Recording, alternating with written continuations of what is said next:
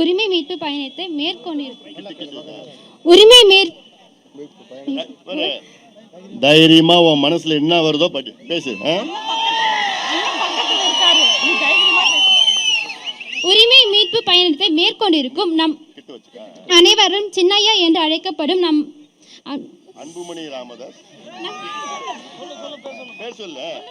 நம் அன்பு அண்ணன் மருத்துவர் சின்னையா அவர்களை வருக வருக என வரவேற்கும் ராணிப்பேட்டை பாட்டாளி மக்கள் கட்சி சொந்தம் இங்கே வந்திருக்கும் அனைவருக்கும் வணக்கம்.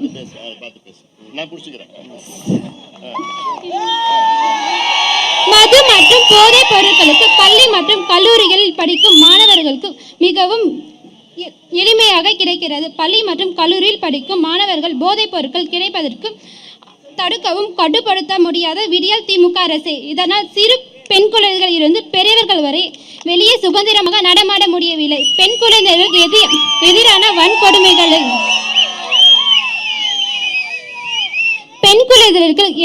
வன்கொடுமைகளை நாளுக்கு நாள் அதிகரித்து கொண்டே இருக்கிறது. இரவு நேரங்களில் பெண்கள் வெளியே நடமாடுவதை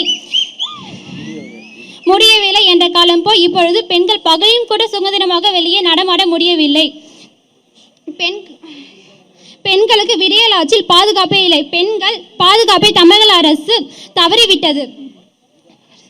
தமிழக அரசுக்கு வன்னியர்களின் ஓட்டு மட்டும் வேண்டுமால், ஆனால் வன்னியர்களின் வாழ்வாதாரம் எப்படி போனால் அவர்களுக்கு என்ன?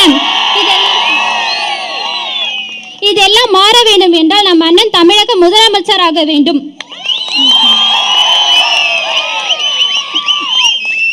நம் சமுதாயம் ஒற்றுமையை வரும் தேர்தலில் நாம் அனைவரும் காட்ட வேண்டும்.